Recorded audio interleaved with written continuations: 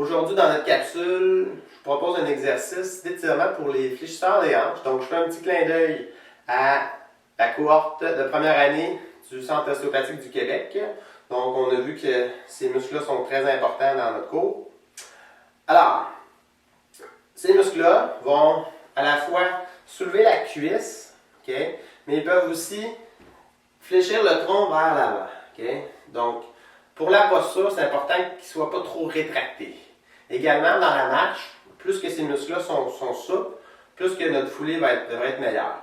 Alors, je m'installe pour faire le côté droit. Donc, la jambe la droite va être derrière, la gauche devant.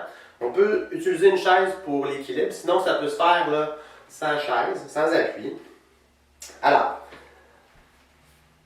au côté droit, je vais avoir seulement le poids là, sur la base des orteils. Okay? Le talon est soulevé du sol. Première étape, à partir d'ici, ça va être de contracter la fesse droite pour avancer le côté droit du bassin. Deuxième étape, je dois, si possible, activer mes abdominaux pour basculer le bassin. Donc, je pense à tirer là, du pubis vers le haut.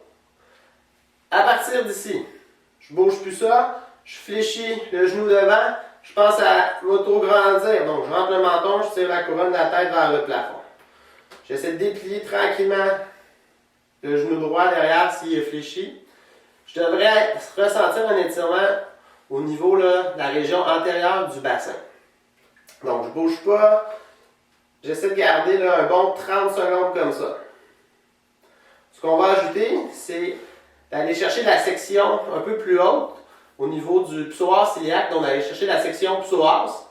Je vais prendre mon bras droit, tirer les doigts vers le sol, le pouce vers l'extérieur, puis je vais me pencher côté opposé.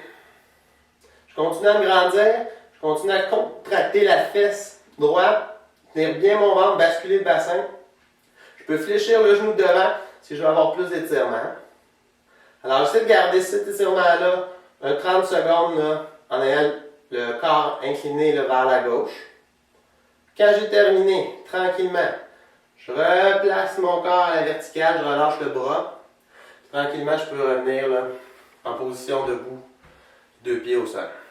Ce qu'on devrait sentir après cet étirement-là, un relâchement, surtout au niveau là, du ventre, aussi de la cuisse, du haut de la cuisse. Puis, on peut notamment sentir un relâchement au niveau là, de la colonne lombaire parce que les fibres du psoas vont s'attacher là, notamment sur les vertèbres lombaires.